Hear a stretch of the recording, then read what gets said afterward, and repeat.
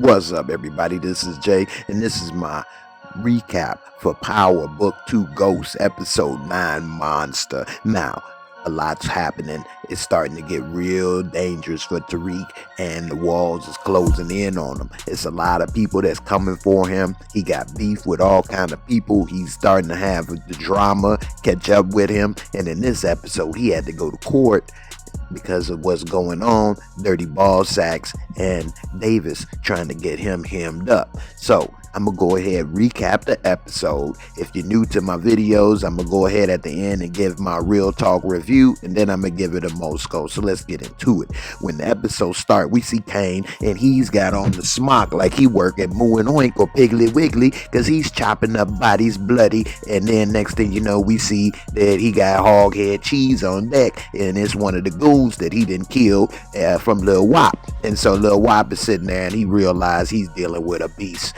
Next thing you know, we see Tariq, and he's stressing because he's still getting texts from 2-Bit saying, where's my money? It's 50 G's or that's your ass. And so he's stressing because he know that them cheeks is sweet meat, and he don't want it to go into the pen or die. So he's trying to figure out what to do. He hops on the phone trying to make some calls. He calls up Davis and asks, hey, I may not have the money. And Davis say, well, if you ain't got the money, I may not have that expert witness. Now, meanwhile, she's asking Davis what witness. And he say, hey, look, Tariq trying to pay. I called him on it. Meanwhile, we see Zeke sleep. That Professor Sexy didn't put him to sleep with some of that good. And while he's knocked out, she's looking him up and down and see a big bruise on his side. And so when he wake up, he goes, hey, are you ready for round 2? And she say, hey, this ain't permanent. This was just a one-time thing. What's going on? You need to talk to me. And he wasn't really trying to talk. I can't really do that. And she say, I've trusted you with my whole career, Zeke, and you can't even talk to me?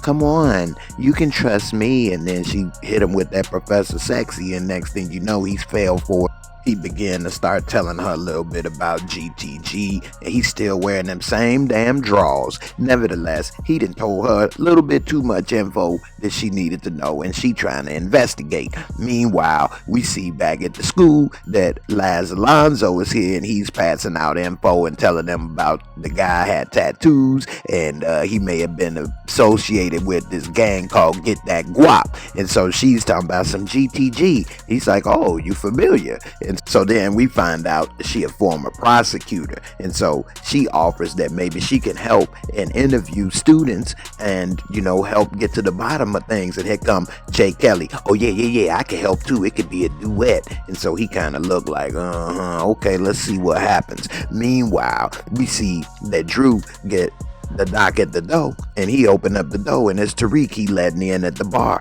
And so Tariq come to see Monet to pick up his shipment, and she gave him the shipment. He like, hey, this ain't what I normally get. She like, well, I got problems, so that's how it's gonna be till we get stuff fixed. And so he's wondering what's going on. They tell him, he's saying it's hot. She say, hey, go ahead and move the stuff into school using course correct, because he think it's hot because the dude getting killed, but they gonna push it anyway.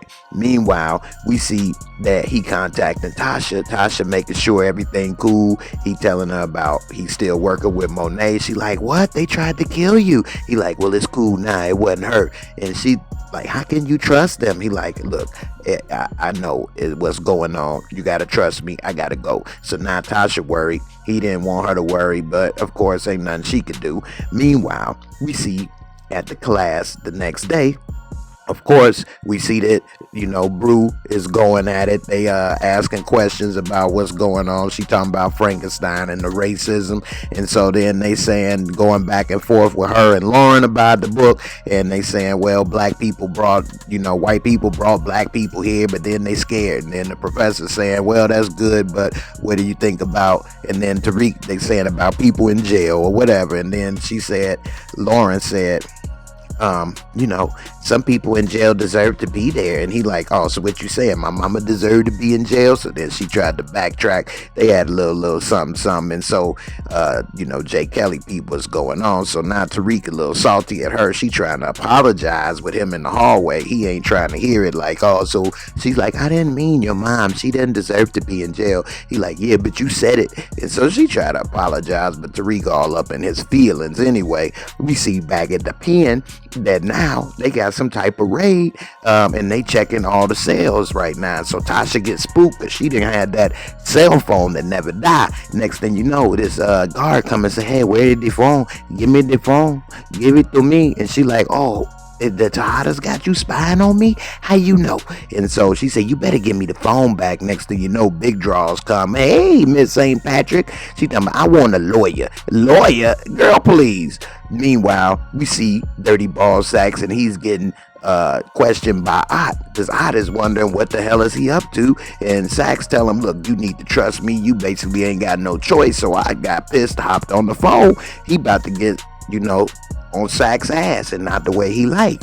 Meanwhile, we see Professor Sexy investigating, looking at Zeke's kindergarten picture, and then we see that she's still investigating, looking around into the Tejadas and Zeke, and she see on the back of one of his pictures about Lorenzo Tejada upstate. So then she start going down that rabbit hole, looking up more info on, the Tejadas. Then she see the GTG for Big Guap in his picture. Then here come, Professor McKnight unexpectedly walking in the room. She gets scared, put the computer down. He see one of the pictures on the desk. He's looking and he sees Drew in the picture, but he plays it cool. And she's like, do you see anything? He like, no, I don't see nothing. And so he leaves and didn't let her know that he knew a little bit about what was going on. Meanwhile, we see Drew go to meet up with Kane to see what's going on between him and Monet. And so Kane is chilling with his little boo. He like, hey, why you take all our Kona boys, Kane? And Kane say, hey, Monet want to go and do that thing with Tariq. Well, I'm gonna run the streets. And so he's saying, look, man, you messing up, man. You tripping. And he try to grab him to come talk to him. And then Kane kind of look at him. He say, look, man, this stuff with Monet got you tripping. And then Lil Wop walked by and he like, why is he still breathing? And Kane say, cause he loyal, Drew. What side are you on? It's supposed to be me and you right now running this, not Monet. Come on, man. You supposed to come here with me. So what's it gonna be? Meanwhile, we see Monet, and Drew is telling her what happened. She like, you should have killed every last one of them. And he's like, well, what about Kane? Kane was there. She said, yeah, you should have deaded him too. Say, but what if I wanted more than this? She say, I wanted more for you too.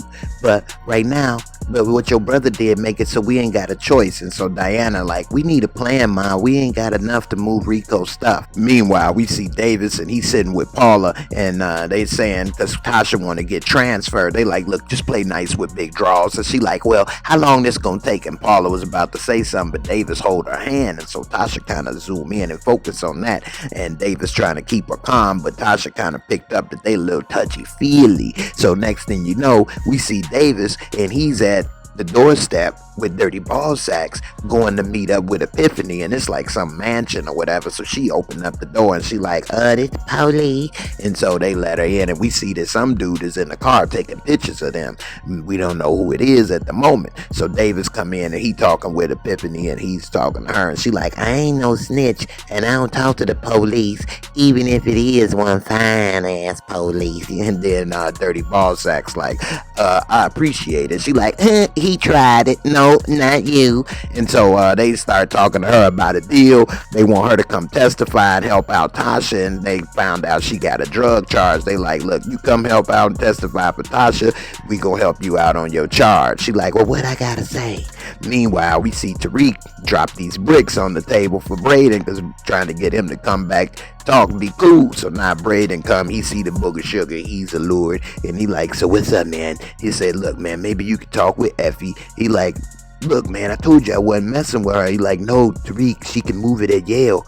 And so they got a little plan together, but Braden still ain't cool with him, and he left him hanging. Meanwhile, we see that Professor Sexy done put the little woo-wop on Zeke. And so now she got him over here singing like a jaybird. He over here telling her a little more information. She asking him about what's going on with the family, this and that. And then she start putting a bug in his head about maybe he should speak up and tell about what's going on. And he kind of look at her like she was crazy, and he walk up out of there.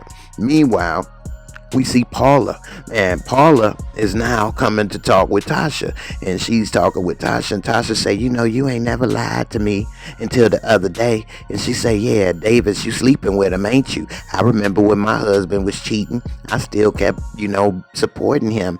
And so she basically get to the woman scorn thing with her and find out that they said Epiphany is coming to testify, but it's from Dirty Ball Sacks. And she also told Paula to tell Tariq to treat Epiphany just like Slim.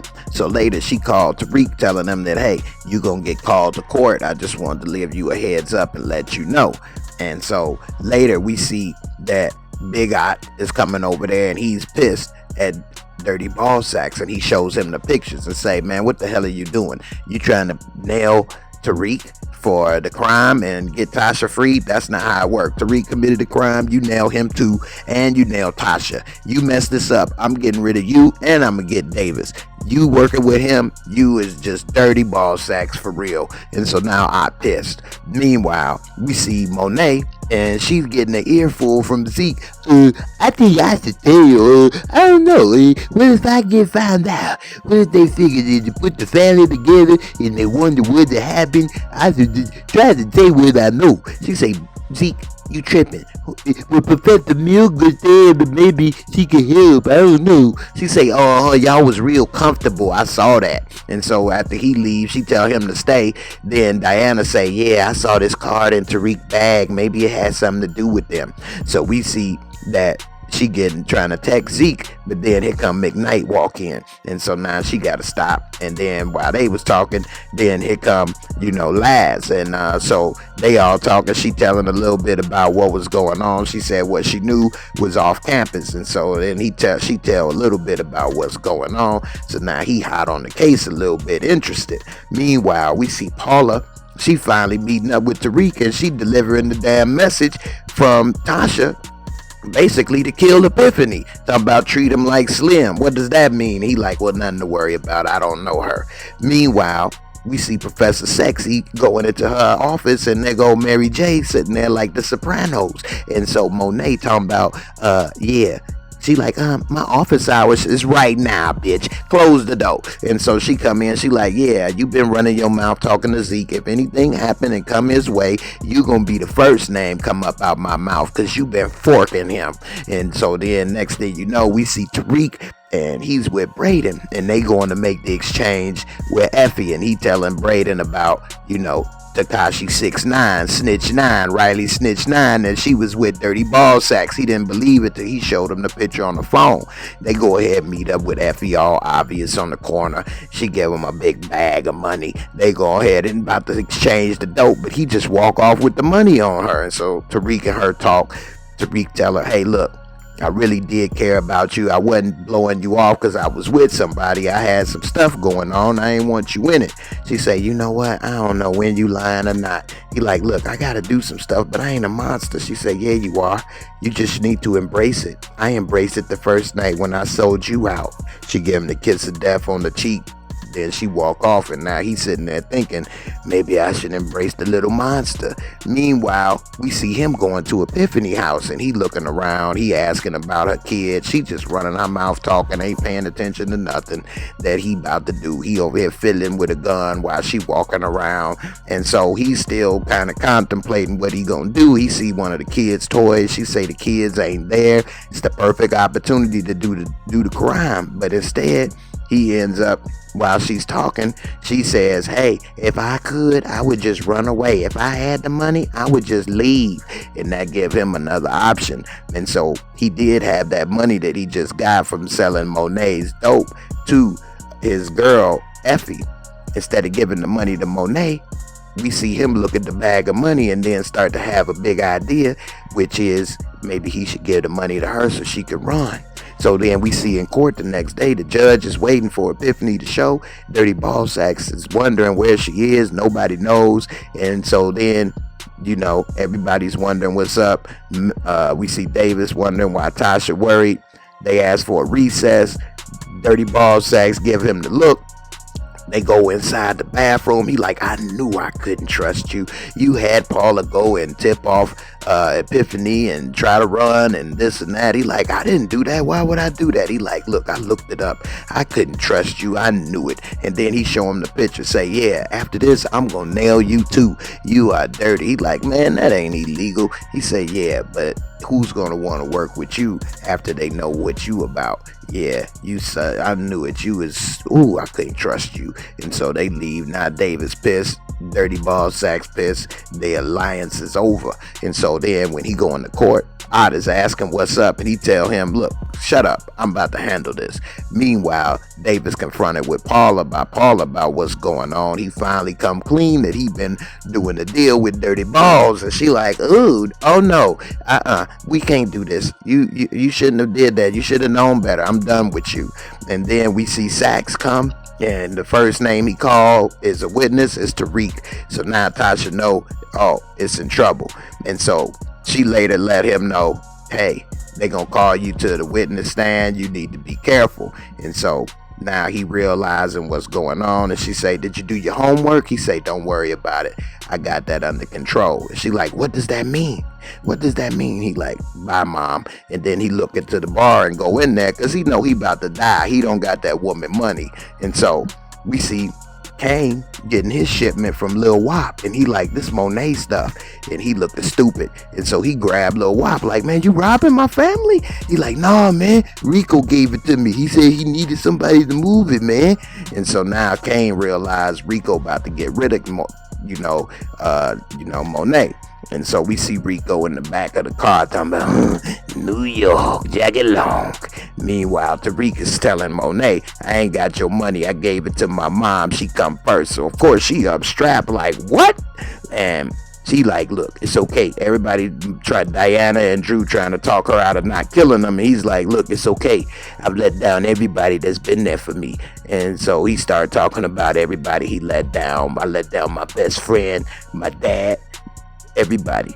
And so it started going through the list, and we start having a flashback of how he didn't let Lala down, and Tommy and Ghost and everybody, how he didn't pretty much did everybody wrong. He said he killed his best friend, which in a way it could be he talking about Kanan, because he did set him up and he knew Kanan wasn't gonna go out alive. He did let his sister get caught up in some bull and get killed, and his dad, even he said, hey, even he tried to help, and I didn't appreciate it until it was too late. And so everything that he done, he now realized that he deserved to eat this bullet.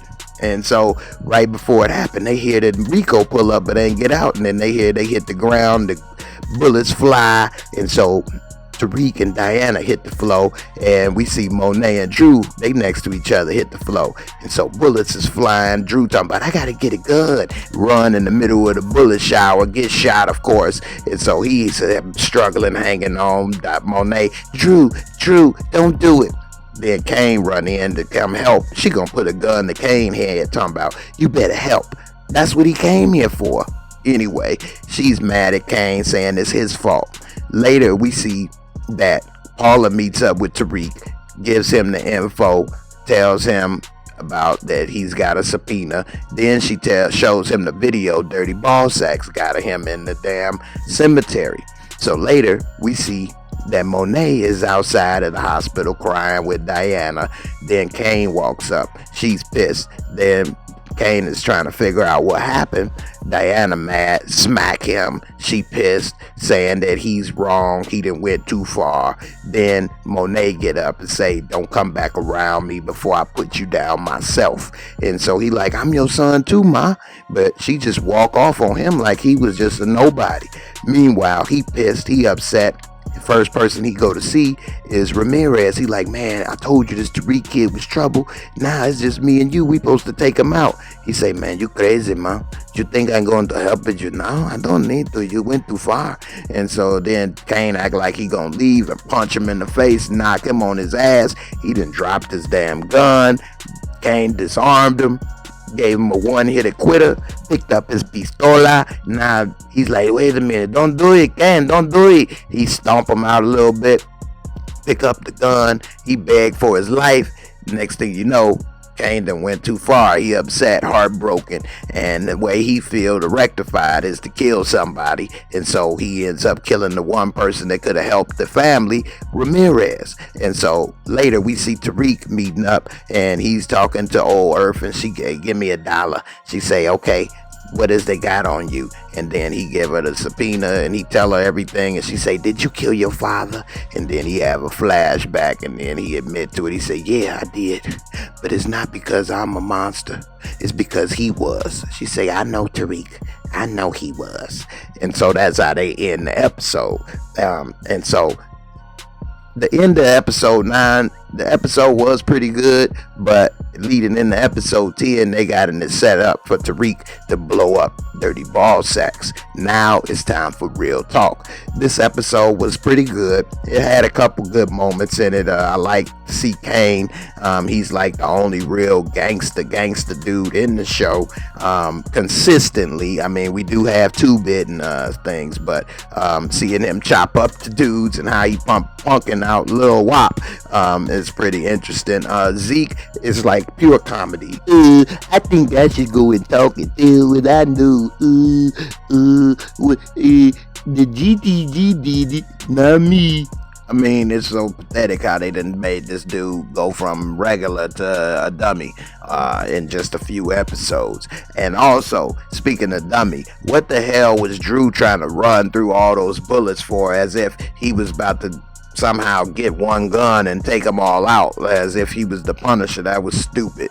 So anyway, now it's time for a Moscow. Now, category 1, visuals and cinematography is pretty good, considering this isn't a special effects movie or anything like that, and it's not a going around the world type of Mission Impossible film. It still was good to see the city and different things. So out of 25, I would give that a 15. Storyline and plot. This episode's storyline was a little bit interesting, but also it was kind of stupid how they made Zeke be dumb and Drew run through the bullets. But overall, it was okay, so I would give that a 15. Special effects, makeup, there wasn't a lot of special effects or makeup. You could see maybe bullets or gunshots, but for the most part, makeup, costume, outfit was on par for normal, and I will get at a 15.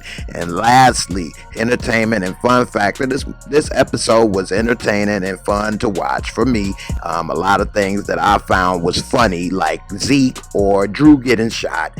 Maybe they didn't intend for it to be that way, but it was entertaining in the opposite way. It made me laugh at and not with.